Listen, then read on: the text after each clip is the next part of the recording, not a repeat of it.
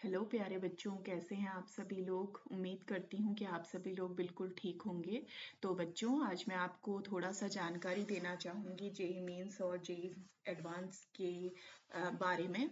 तो JEE mains जो है बच्चों, इसका फुल फॉर्म जेई का जो होता है वो होता है जॉइंट एंट्रेंस एग्जामिनेशन। ठीक है, ये किसके द्वारा कंडक्ट किया जाता है? ये NTA on behalf of NTA में कौन कन्वर्ट करती है? जेएबी कंडक्ट करती है, जो कि है जेई एपेक्स बोर्ड। ठीक है बच्चों, और ये एग्जाम का मोड कैसा रहता है बच्चों? कंप्यूटर बेस्ड मोड रहता है। पेन और पेपर जो है वो आपको यहाँ पे बीटेक आर्किटेक्ट में यूज होते हैं। ड्यूरेशन जो रहती है इसकी 3 घंटे ड्यूरेशन रहती है बच्चों। और एग्जाम की फ्रीक्वेंसी कैसी रहती है? ये साल में 2 बार होता है, एक जनवरी में और एक अप्रैल में। जैसे अभी जो है वो जेई का एग्जाम हो रहा है। ठीक है, टोटल एप्लीकेंट कितने बच्चे से भरते हैं? लगभग 11 से 12 लाख बच्चे इस एग्जाम को भरते हैं। ठीक है, और जो ऑफिशियल वेबसाइट है, बहुत सारी वेबसाइट होती हैं, बट जो ऑफिशियल वेबसाइट है जेई के एग्जाम के बारे में आप जहां से इंफॉर्मेशन ले सकते हैं, जो कि बिल्कुल करेक्ट होगी, वो यहाँ पे वेबसाइट मेंशन की गई है। ठीक है बच्चों, चलिए अब ये हमारा है। यहाँ देखिए, क्योंकि मैंने बोला साल में 2 बार होते हैं, तो एक फॉर्म रजिस्ट्रेशन करा जाता है नवंबर दिसंबर में और दूसरा रजिस्ट्रेशन होता है मार्च में। नवंबर दिसंबर में लगभग जब रजिस्ट्रेशन होता है तो उसके एग्जाम हो जाते हैं हमारे जनवरी में, और जब मार्च में हमारा रजिस्ट्रेशन होता है तो उसके एग्जाम होते हैं अप्रैल में। ठीक है बच्चों, तो बेसिकली जेई मेंस क्या रहता है? 3 घंटे का रहता है, ये हमने बता दिया है। तो 11 से 12 लाख बच्चे इसको भरते हैं, और लगभग 2.5 लाख बच्चे जो होते हैं वो जेई एडवांस का एग्जाम देते हैं। जो टॉप के 2.5 लाख बच्चे होते हैं वो क्या करते हैं बच्चों? जेई एडवांस का एग्जाम देते हैं। ऑनलाइन रजिस्ट्रेशन जो होता है जेई एडवांस का वो अप्रैल के एंड में होता है, और जून के फर्स्ट वीक में लगभग जो होता है वो जेई एडवांस का एग्जाम होता है, और रिजल्ट भी जून के एंड में डिक्लेयर हो जाता है। तो यहाँ से बच्चों 20 से 30 हजार तक के बच्चे सिलेक्ट होते हैं, जो कि अराउंड 15,000 जो है वो आईआईटी में सीट में निकल जाते हैं। ठीक है बच्चों, और जो टॉप के बच्चे होते हैं, जैसे किसी ने जेई मेंस दिया, जो जेई मेंस के टॉप के बच्चे हैं, जेई एडवांस नहीं कर रहे हैं, वो बच्चे कहाँ जाते हैं? लगभग 40 से 50 हजार बच्चे एनआईटी में, ट्रिपल आईटीज में, सीएफआईटीज में क्या करते हैं? जाते हैं। ठीक है बच्चों, चलिए आगे बढ़ते हैं। अब बात करें कि क्या कहते हैं, जेई मेंस से बच्चे कहाँ पे इनरोल होते हैं? जेई मेंस से 31 एनआईटीज हैं, 26 ट्रिपल आईटीज हैं, 32 जीएफटीआई है, और साथ में स्टेट गवर्नमेंट कॉलेज जैसे घुड़दौड़ी हो गया, पंतनगर हो गया, और अदर प्राइवेट कॉलेज में जा सकते हैं। बट जेई एडवांस की अगर मैं बात करूं तो जेई एडवांस से बच्चे आईआईटीज में जाते हैं, 23 आईआईटीज में, आईआईएससी बेंगलोर में जाते हैं, आईसर्ग में जाते हैं, आईआईएसटी में जाते हैं, और आरजीआई पीटी में जा सकते हैं। ठीक है बच्चों, ओके। अब आती है जेई मेंस की क्या एलिजिबिलिटी होती है। एज लिमिट, कोई एज लिमिट नहीं है बच्चों, बट एक चीज यहाँ पे ध्यान रखनी है कि ये क्या होता है, 3 अटेम्प्ट लिमिट होती है टू अप्लाई कंजुगेटिव। जैसे 12th पास किया, 1 2 3 लगातार 3 साल तक आपने पेपर देना होता है, तो 3 साल ही आप इस जेई मेंस के एग्जाम को क्या कर सकते हैं? दे सकते हैं, क्योंकि साल में 2 बार हो गया, तो हमारे पास कितने अटेम्प्ट हो गए बच्चों? 6 अटेम्प्ट हो गए। ठीक है, क्लियर है इतना?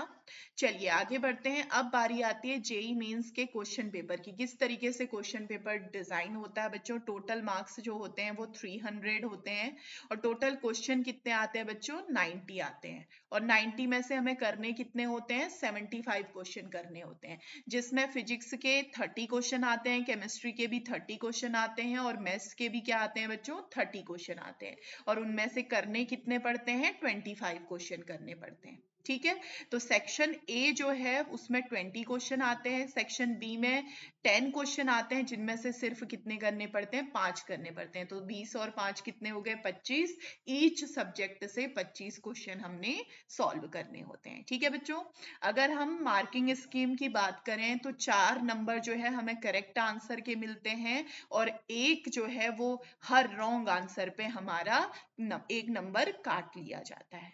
ठीक है बच्चों, ओके चलिए आगे बढ़ते हैं। अगर हम बात करें एग्जाम मोड ऑनलाइन रहता है, ऑलरेडी बात कर चुके हैं। नंबर ऑफ क्वेश्चन 90 में से 75 करने पड़ते हैं, जो कि मल्टीपल चॉइस क्वेश्चन होते हैं। सब्जेक्ट क्या रहते हैं जेईई मेंस में? फिजिक्स रहता है, केमिस्ट्री है और मैथमेटिक्स है। Total marks 300। कितना टाइम ड्यूरेशन रहता है? 3 घंटे मिलते हैं। और एप्लीकेशन फी कितनी होती है बच्चों? लगभग 1000 के अराउंड हमारी एप्लीकेशन फी रहती है। ठीक है, चलिए आगे बढ़ते हैं। अब बारी आती है जेई एडवांस की। अगर हम बात करें तो बच्चों जेई एडवांस में जो है ना ही कोई फिक्स क्वेश्चन होते हैं और ना ही कोई फिक्स्ड मार्क्स होते हैं। तो बच्चे को पता ही नहीं होता एग्जाम देने से पहले कि क्वेश्चन का क्या पैटर्न होगा, कितने नंबर का क्वेश्चन होगा। बट ये कुछ यहाँ पे सीक्वेंस अगर आप देखेंगे 2021 तक का हमने लिया है, तो इस तरीके से क्वेश्चन मार्क्स में जो है वो वेरिएशन आया है। कहीं पे हमारा 366 का था, तो कहीं 360 का, कहीं 396 का। तो इस तरीके से हम थोड़ा सा आइडिया लगा सकते हैं कि पेपर कितने नंबर का आएगा। ठीक है बच्चों, अब आती है जेई एडवांस के लिए एलिजिबिलिटी क्राइटेरिया क्या है। तो बच्चों सबसे पहली चीज 75% मार्क्स होने चाहिए बोर्ड में आपके।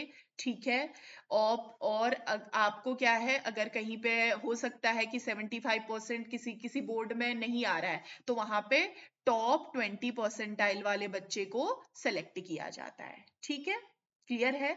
और साथ में जिन बच्चों का जेई मेंस क्लियर होता है, जो 2.5 लाख बच्चे, लगभग 2.5 लाख बच्चे जो होते हैं जिनका मेंस क्लियर होता है, वही बच्चे जेई एडवांस में अपेयर हो सकते हैं। ठीक है, क्लियर है बच्चों इतना? ओके चलिए आगे बढ़ते हैं। तो अगर थोड़ा सा पेपर का मैं पैटर्न की बात करूं तो बच्चों 2 पेपर होते हैं जेई एडवांस में एक ही दिन में। ठीक है, जिसमें आपके मल्टीपल चॉइस क्वेश्चन भी आ सकते हैं और सिंगल चॉइस क्वेश्चन भी आ सकते हैं, या फिर न्यूमेरिकल वैल्यू वाले क्वेश्चन आ सकते हैं, मैच करने वाले क्वेश्चन आ सकते हैं, फिल इन द ब्लैंक्स आ सकते हैं। तो इस तरीके का पैटर्न हमारा क्वेश्चन का पेपर का रहता है। ठीक है, करेक्ट आंसर पे अलग अलग सेक्शन के अलग अलग, सेक्शन 1 में करेक्ट करोगे तो 4 नंबर मिलेंगे, और गलत करोगे क्वेश्चन तो -2 नेगेटिव मार्किंग हो जाएगी। सेक्शन 2 में 3 नंबर मिलेंगे, -1 नेगेटिव मार्क कटेगा आपका। और सेक्शन 3 में जो है वो 4 नंबर आपको मिलेंगे और नेगेटिव मार्किंग नहीं होगी। तो इस तरीके से इसका पहले पेपर का पैटर्न रहता है। ठीक है, जो कि अभी तक ऑब्जर्व किया गया है। अगला अगर मैं बात करूं पेपर 2 की, तो उसमें भी सेक्शन 1, सेक्शन 2, सेक्शन 3, सेक्शन 4 आते हैं, जिसमें एमसीक्यू टाइप के भी आ सकते हैं, सिंगल करेक्ट आंसर भी आ सकते हैं, न्यूमेरिकल टाइप के भी आ सकते हैं और इंटीग्रल टाइप के भी आ सकते हैं। सेम उनमें भी कुछ करेक्ट आंसर पे कहीं पे क्वेश्चन आपको आंसर मिलेंगे, और कहीं कहीं रॉन्ग आंसर पे आपके नंबर नहीं कटेंगे, कहीं कट भी सकते हैं और कहीं नहीं भी कट सकते हैं। ठीक है, तो इस तरीके का पैटर्न रहता है हमारे पेपर 2 का। चलिए बच्चों, अब मैं बात करती हूँ यहाँ पे जेई एडवांस का। मैंने 2024 का आपके लिए एग्जाम्पल के तौर पे लिखा है कि किस तरीके का वेटेज रहा है। जैसे हमारा सेट जो चैप्टर होता है वो 3.3% का रेशियो रहा, परमुटेशन एंड कॉम्बिनेशन का 3.3% का, प्रोबेबिलिटी से भी क्वेश्चन आए, कॉम्प्लेक्स से भी क्वेश्चन आए, similarly definite integral, indefinite integral, सारे से ही हमारे कुछ न कुछ क्वेश्चन परसेंटेज बना हुआ है। ठीक है, अगर हम बात करें तो सबसे ज्यादा क्वेश्चन किससे आए? एक तो स्ट्रेट लाइन से क्वेश्चन आए हैं, 3D ज्योमेट्री से क्वेश्चन आए हैं, डिटर्मिनेंट से क्वेश्चन आए हैं। तो इस तरीके से हमारा रहा है। और ये है बच्चों हमारा शिफ्ट वाइज की किस तरीके से आया। जैसे शिफ्ट वाइज, क्योंकि इतने बच्चे भरते हैं 12 से 13 लाख बच्चे, तो एक साथ पेपर कराना तो पॉसिबल नहीं है, तो शिफ्ट होती है। एक आपका 24 को हो गया, जैसे 27 को हो गए, तो इस 29 को हो गए, 30 को, इसके इस तरीके से चलते रहते हैं। तो कहीं हो सकता है कि 3 डायमेंशनल ज्योमेट्री का एक भी क्वेश्चन नहीं आया और किसी में 2 क्वेश्चन आए हो, कहीं पे 4 क्वेश्चन आए हो और कहीं पे 3 क्वेश्चन आए हो। तो इस तरीके से चलता है। लेकिन यहाँ से देख सकते हैं 24 क्वेश्चन बने हुए हैं, डेफिनेट इंटीग्रल से 20 क्वेश्चन बने हुए हैं, डिफरेंशियल इक्वेशन से 17। तो हर चैप्टर की अपनी कुछ न कुछ एक वैल्यू है। ठीक है बच्चों, अब अगर मैं बात करूं कि जेई मेंस का जो है वो सिलेबस कैसा रहता है, या जेई एडवांस का, तो पहली यूनिट होती है बच्चों sets, relation and function. Relation और फंक्शन हमारा 11th में भी है, थोड़ा एडवांस हमारा किसमें है? 12th में। तो दोनों ही 11th और 12th से रिलेटेड हमारा सिलेबस रहता है। सेकेंड यूनिट जो रहती है वो complex number and quadratic equation रहती है। ठीक है, थर्ड यूनिट हमारी रहती है मैट्रिक्स एंड डिटर्मिनेंट, ओके। और यूनिट 4 हमारी क्या रहती है, परमुटेशन एंड कॉम्बिनेशन। अगला 5वीं यूनिट हमारी रहती है binomial theorem and its simple applications. 6th unit रहती है sequence and series. 7th unit रहती है लिमिट, कंटिन्यूटी एंड डिफरेंशिएबिलिटी। 8वीं यूनिट होती है हमारी इंटीग्रल कैलकुलस। 9वीं होती है डिफरेंशियल इक्वेशन और 10वीं क्या होती है बच्चों, कोऑर्डिनेट ज्योमेट्री। ठीक है, तो ये सारे जितने भी यूनिट्स हैं वो सारी आपने 11th और 12th में कवर करी होती है। हालांकि अब कुछ सिलेबस हमारे एनसीईआरटी से हटा दिया गया है, बट वो कॉम्पिटिटिव एग्जाम में आता ही आता है। तो जितनी भी लगभग कितनी यूनिट हैं, ये 14 यूनिट हैं, ये सारी की सारी हमने 11th में, 10th में, 12th में पढ़ी हुई हैं। तो इन्हीं से रिलेटेड हमारा क्या बनता है बच्चों, सिलेबस बनता है जेई मेंस का और जेई एडवांस का। ठीक है, चलिए उम्मीद करती हूँ कि थोड़ा बहुत आपको जानकारी मिली होगी बच्चों।